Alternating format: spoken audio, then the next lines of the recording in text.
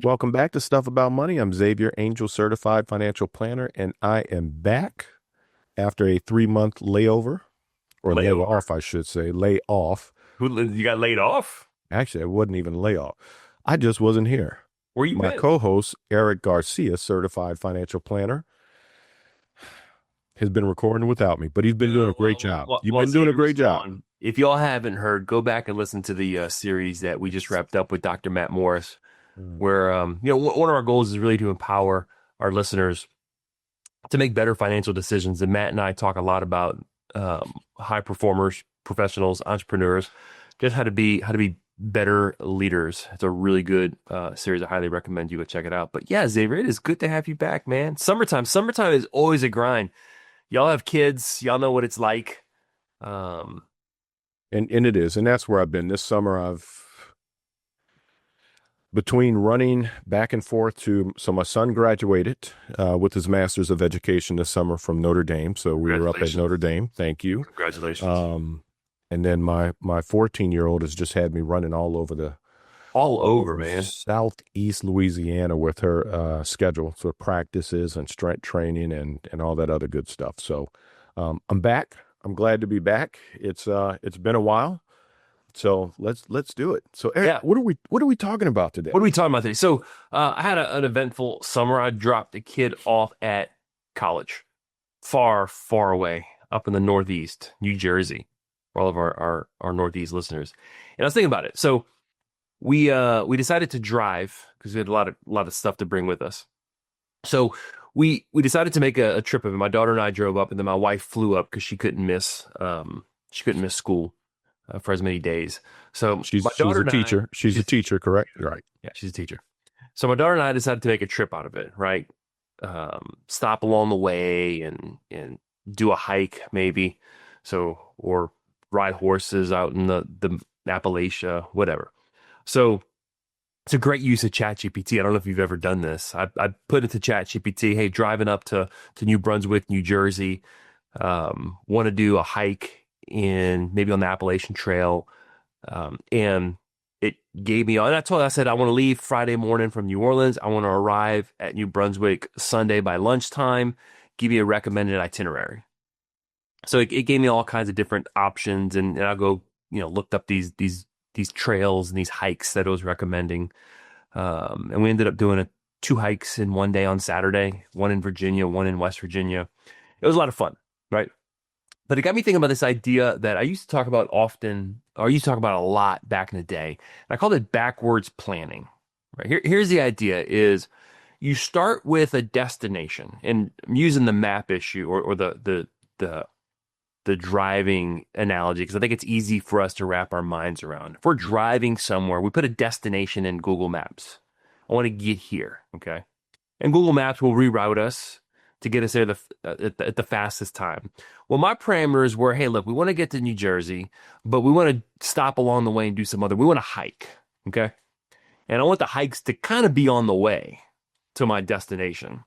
If ChatGPT would have recommended a hike in the Rockies, it would have made no sense. Out of the way, totally would have been, it would have aligned with our vision of wanting to hike, but it would have totally been disruptive of us getting to our final destination when we wanted to get to our final destination.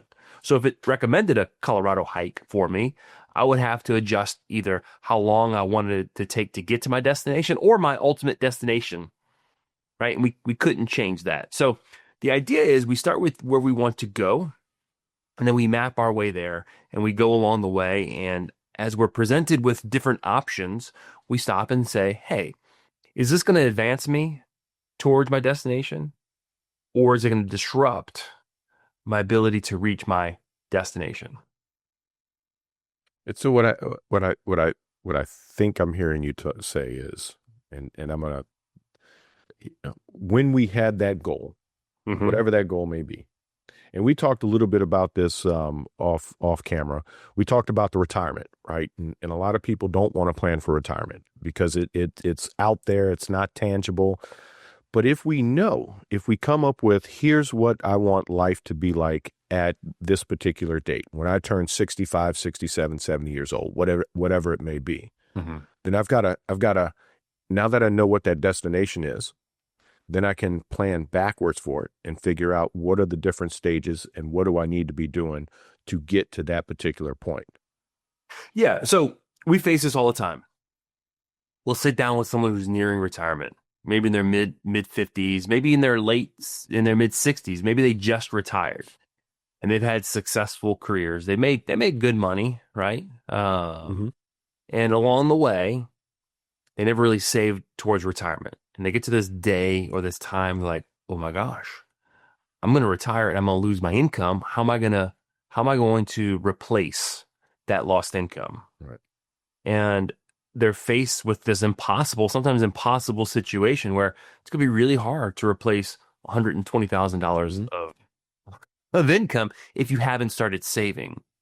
So, I mean, the concept of this podcast, if I would have known 20 years ago what I know today, what would I have done differently?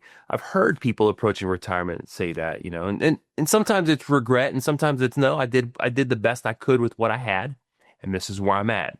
But more often than not, I find that we don't make the hard decisions when we're in the accumulation phase of life, like we are now, right? We want the instant gratification, and we don't think about 20 years from now, how am I going to replace my income today? That's tomorrow's problem. So I'm 51 years old, Erik. Yeah. And I come to you, and I'm sitting down with you, and I tell you, Erik, I'm going to be 60 years old in 9 years. I haven't saved as much as I have been because I was trying to pay off debt, and I never thought about retirement being so close. What would you tell me as a 51-year-old? I would probably get more clarity on what retirement looked like for you and what are we trying to replace. Again, start with the end in mind.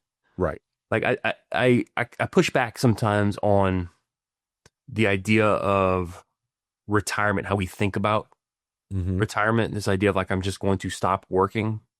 I like to think of it more in the context of, because, I got friends, business owner friends who in their late 40s who are thinking about exiting their businesses. They're not thinking about retiring. They're thinking about, some exit event, a sale, some liquidation event. And they're thinking about, what am I going to do next? What am I going to build next? So retirement is different from everyone, and it's basically defining what that looks like. Because I may want to retire, but not stop working full time. I may want to work 10 to 15 hours a week, and still do something in my practice or in my business. So think of it. Let's go back to this idea of car trip, vacation. Okay. My idea of a great vacation is going to the beach. Oh, someone else's idea might be going to the mountains. Someone else's idea might be going on a cruise. And someone else might want to go to Europe, right? Four very different vacations. And you come to me and you're like, hey, I want to plan to go on a vacation. Help me plan for a vacation. All right, cool. Let's plan for a vacation. Well, what does that vacation look like? Going to the beach is a whole lot less expensive than flying to Europe. Going to the mountains is a lot cheaper than, again, doing a Mediterranean cruise. So if you don't have a clear picture of what you're building towards or saving towards, and it doesn't just have to be retirement, plug in any financial goal.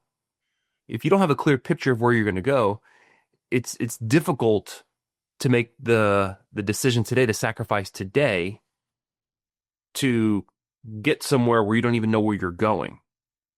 So let me use this example. For some reason, new parents have a clear picture of college for their kids. They can see it. And we're often asked with parents with young kids about college planning. Okay. We can see that. We know it's a real thing. We can see it when it's going to happen, and we want to save towards it. Now, whether someone actually saves towards it or not, for some reason, it's a little bit more vivid. It's a more tangible thing that's going to happen, right? It's exciting. Our kids are going to grow up. They're going to go to college because they need to get a job and make money and build a family. They can't do that without college. Sometimes it's easier for us to wrap our minds around that than it is this idea of retirement. I mean, retirement means I'm old. It means I'm kind of maybe past my time. I've peaked in life, and it's a little bit harder to think about. But saving for college seems like an easier sell than saving for retirement because we can see it. We have a good visual of it. There's an interesting study. I can't remember who did the study, but on this idea of being able to see like kind of where you're going in the future, this is what they found. They found that for most people, they have a hard time saving for retirement because they cannot see themselves older. And saving for their older self is akin to giving money to a stranger. So what they did in this research, present, and they asked all the questions and built out the research, however they did it. But what they used an aging technology. So they put certain people in front of a monitor that aged them, and certain people in front of a monitor that didn't age them. And they asked the question about their willingness to save towards retirement. What they found was that the people who saw themselves age were more likely to save for their retirement. Fascinating. So are you saying you look skeptical? No, I was sitting here thinking about all of the apps on social media now, where you could go out there and you could age yourself and take a look at it, and see what you'd look at, right? That tangible. Here's what I'm going to look at. Here's who I'm going to be at 67 or at some point in the future. And now let me start saving for that individual. I think you should bring that in all of your presentations going forward. Sorry. But pull your phone out. I don't think you need to age. I don't think you need to age yourself to see. But here's what I think is important. It's important to cast a vision for your future. Like, and I agree with that. I'll give you an example. So we talked about travel and maps. Think about it in health, right? Mm-hmm. So for me, kind of like my health journey has changed over time, right? It was I wanted to be strong and to have personal bests at different lifts. And now I'm like, you know what? When I'm 75, I want to be able to be active. I want to be able to go on the golf course and play golf. I don't need to be able to lift a lot of weights to do that. I need to move. I need to be active. Mm-hmm. I don't need to go run marathons, but I need to I can still eat pizza and drink beer if I want. I can't do it every day, right? But that's the goal. So now that's the picture that I have. Man, at 75, I can see myself playing around golf. Hopefully. Right. So the challenge that I'm going to put out there for our listeners is take a step back. Think about, what is your destination? What is your goal? What are you trying to attain? And then plan for it. Back into it.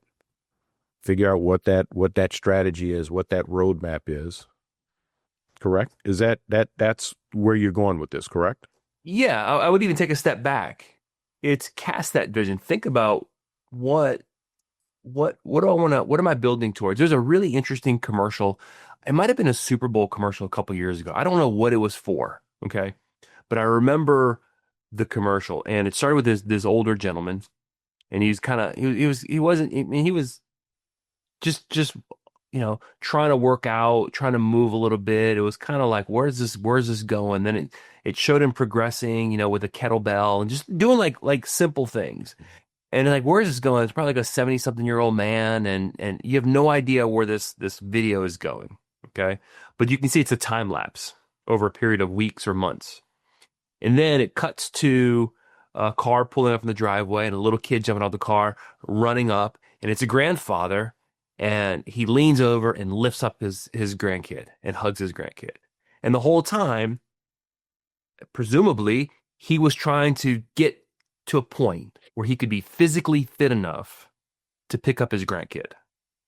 That was the picture that he was working towards. He had a clear goal, a clear direction that he was going in. And he was working towards it. He was doing the things that he needed to do to be able to bring that picture to fruition, that vision to fruition. Mm-hmm. Okay. And I think that's what we need to do is we need to be intentional about the direction that we're going in when it comes to our finances. Right? If the direction is sell my business at 55 and pivot and do something else, okay? Well, then what does that look like? Okay, if I sell my business at 55 and I make $250,000 a year, then I got to find a way to replace that or cut my lifestyle back as I pivot to something else. So I got to think about that so I can start working towards it. If that means I need to save, a few $100,000 to get me through that transition time, that's what I'm working towards. That's the picture that I have. That's what I can work towards. If the goal is, man, at 66, I am out. I hate my job, but it funds the things I love, and I am out, and I don't want to work after that, and you need to replace $70,000 of income, well, how are you going to do that? I was talking to a client yesterday, and we didn't have a necessarily an end in mind, but he's like, I can save this amount. What does that look like for me in 10 years? So what we're able to do is based off of what you can do today, this is what it's going to look like in 10 years. And then we can go backward and say, hey, this is where you would be in 10 years saving this amount today. Does that get you to where you want to go? And if the answer is no, then it's like we need to do something different or save more, or you need to change what your vision of retirement is. And this was a 55-year-old client, right? Okay. So yeah, we got to have clarity on where we're going. We got to have direction on towards some end in mind. I don't think you have to know exactly. Like I'm not like you got to plan out everything exactly. I think that's mind numbing and too rigid. And I think good financial planning allows for adaptability, for flexibility, for detours, if you will. And I think that you need to build that into a plan. Call that emergency funds, right? But yeah, you have to have a direction. It's if And know what's important. Got to know what's important. so. Let's say, I love this example because I think it paints a really good picture. And to me, I think this is the best goal setting. Best goal setting is directional. You may never reach the goal, but it's constantly pointing you in a particular direction. Okay, so like my example about health, it's not a weight goal, right? You reach a certain weight, and then what? You keep eating, you go back to eating pizza, drinking beer, and living a lazy lifestyle. Well, I mean, that could be an objective along the way. Okay, my health goal is, man, I want to be able to move at 75, at 80. As long as I'm breathing, I want to be able to be active. It's a very directional goal. Right. That I'm kind of moving towards my entire life. I never reach it, but it's always giving me purpose. It's like saying you're going to swim from New York City to London, across the Atlantic. You'll probably never make it, right? But you always have a direction. You always be pointed in that right direction. Right. And I think that's some of the best goal setting. Is it's not binary in that like you either do it or you don't. Those are good objectives. Those are good check marks along the way. Good goal setting is, man, it's a vector. It's a direction with movement. Right. And that also allows you to break that goal and those quote unquote movements into smaller sections. Right. You've got that big ass calendar.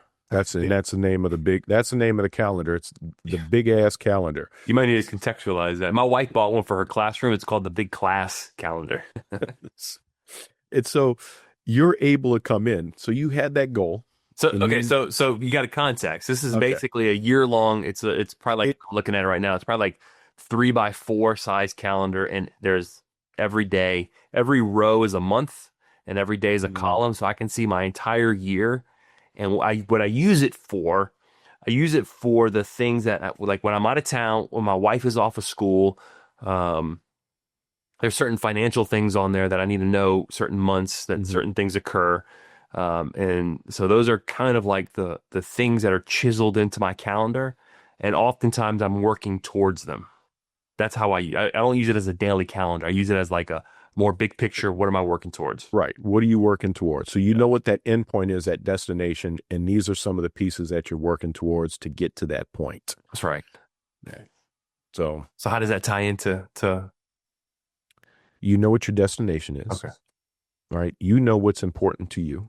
Yeah. And by setting those smaller goals, then you're able to align what you're currently doing with what matters most to you. That's right. You've got that direction. You know where you're going. It's pointing you to a particular goal. All right. So you just said something that I think is really important to address with what matters most to you. Tell me more about that and this idea of goal setting. What matters? I've got to, in order for me to meet a goal and stay on track, I've got to really take a step back and think about what is it that I'm trying to achieve, right? What part of I'm trying to do aligns with my money, if it's from a financial standpoint, if I'm talking about from a health standpoint, right? What do I need to do that's going to align me with what I'm trying to achieve? And once I know that, I can back into it. If it's I want to purchase a home in the next 15 years or in the next 10 years, if that's my goal, I need to figure out, am I purchasing furniture to go in that home? But tie that back to this idea of what matters most to you. Okay. So when you're setting a goal or an objective or a direction, kind of like I've been talking about, when you're casting a vision of where you want to be in 20 years, this idea of what matters most to me, tie that in for me. How do you determine what matters most to you? Like, is that something is that a filter that you use for making certain decisions over other decisions? It is. Now, sometimes I'm gonna deviate from that, but I'm always going to come back. So I'll use a trip, right? I'm headed to New Jersey. I'm on my way up to Rutgers, right? That is my goal to get there. That's what's most important to me is getting my daughter up to school, getting her settled in, make sure she's fine. That's what matters most to me. But along the way, I may deviate from that path because, hey, we see, we want to go whitewater rafting in Maryland. Let's stop and spend some time there. Well, now I've got to take a step back, and is that really going to help me to get to New Jersey in the time frame that I need to get there? If my wife is flying in Sunday night, am I going to be late or am I going to be on time? So if that's not what matters most to me, if that's not most important to me, then I'm going to pass that up. So now contextualize that with money. Okay. Like making decisions. Okay. So let's go back to a podcast. Let's go back to a podcast that we did 2 years ago. Okay. And the conversation was paying off debt. Okay. At that particular time, paying off some debt was the most important thing to me. That's what mattered most. Okay. And so we came up with a hard date on when we were going to pay that debt off.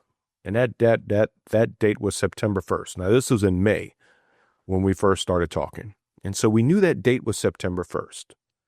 And so everything else that came up along the way to get there, I had to take a step back and say, can I do that? Is it going to help me to get to that goal? And so that goal we knew was purchasing a new car. So this was back in 2023. Yeah, the no air conditioned days. Right. So what was most important was getting a car with air conditioner, but paying that debt off first. Yeah. So there were things that came up along the way that I figured out, nope, I'm going to continue to drive this 2008 Honda Accord rather than going and buying a car in June or July. Yeah. When the AC broke. Or buying, we're not going to spend money on this trip. Right. Particularly during this time, because we've deemed in this short period of time, what matters most is paying off this debt. That's paying off that debt. Correct. Now, along the way, the AC broke. And we put it off, or I put it off for probably 2 weeks. And then I realized that, I need to do this in order to get to this path. Yeah. Or get to that point.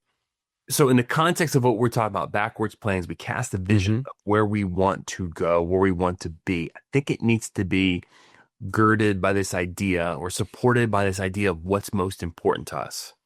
Right. So it's not just I'd like to retire at 55. Well, is that what's really important to you? It might not be what's important to you. It might be something, it'd be nice, but might not be important to you because work might be important to you. Meaningful labor is important to you. Right. Maybe not where you are, but maybe somewhere else. And Right. through your questions, that the questions that I've heard you ask, I may come back and say, okay, retirement at 55 isn't the most important thing. I may come back and say, okay, here's the lifestyle that I want to live when I get to that particular point. And that's what's most important to me. I was talking to a business owner buddy of mine yesterday. And you know that book, I think it was Dan Sullivan wrote it, 10X is better than 2X. I haven't read it, but go ahead. But you know, anyone who's listening who in the business world, this idea that like growing your business 10 times is better than growing it 2 times, right? And it's easier. Growing it 10 times is easier than growing it 2 times. And I pushed back and I said, well, why is 10X better than 2X? And he was, what do you mean? Like, I said, why is bigger necessarily better? So we had this exchange about, you know, and he ultimately he's like, well, because 10X sounds better than 5X. I said, well, exactly. So like when we sit here and we determine what's most important to us, what are we building towards? We got to make sure that it's our values that are casting our vision and not some outside influence that sounds good, right? It's someone else's ambition. It's someone else's goal. It's someone else's vision that they're kind of putting onto me and I'm copying, pasting their values onto mine. Like, I don't want to be 10X. If our business is 10X, that's great, but I don't know that I'm willing to pay the cost personally for what it would take to get to 10X. Mm-hmm. And that's just an example of this idea of you got to know what matters most to you. What's your purpose? What's your value? Cast your vision based off of what's important to you and your family, and that's what you build towards. So that's kind of what I want to tease out when you said this idea of what matters most to you. Is what matters most to me is not necessarily, well, you and I, we actually have a lot of very similar values. I think that's why we work really well together. So I would venture to say what matters most to me is very similarly from a value standpoint of what matters most. And that's only because we spent so much time together over the last 5 years. I mean, we're starting to look alike too. I know. Can't you tell? I know. I'm starting to grow my hair back out and you're starting to grow a beard.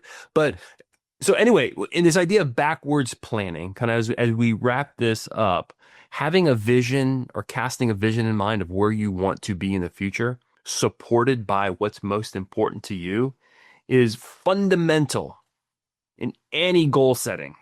I don't care if it's financial goal setting or health goal setting or relationship goal setting, but in our domain of finances, it is so important to cast a vision for where you want to go. And I would say that's one of the things that we do well as a firm. That's our first pillar of financial success. Financial security. Yes. First pillar of financial security. Know what's important to you. Is knowing what's important to you gives you intention and direction when it comes to making decisions with your money. Any thoughts to close this out, Xavier? Know it's important to you. I've got a question. I've got a question for you. Go ahead. To close this up. I want to know if you're going to stick around for a little while on this podcast. Or are you going to go AWOL again? I'm here. I'm here until... You here? Okay. I am here until next summer. I got you till next summer. Well, next summer, your daughter might be driving. No, she's almost. Yeah, no, she'll be driving next summer. Yeah, so you're going to need to work. You're going to need to put overtime in to pay for the insurance. You may get tired of me seeing me as much as you're going to see me. I might. All right, y'all. Hey, thanks for listening. If you like this idea of backwards planning and you're a client, you want to have a deeper discussion about it, or if you're not a client and you want to sit down and talk about what that looks like for you, you know where to find us. Our link is in the show notes. Go out there, y'all. Plan wisely and live confidently.